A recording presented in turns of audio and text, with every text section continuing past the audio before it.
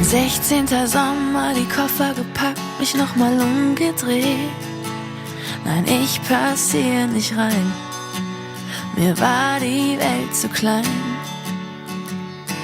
So verliebt in sich, in das Leben, die Musik und was vor mir liegt.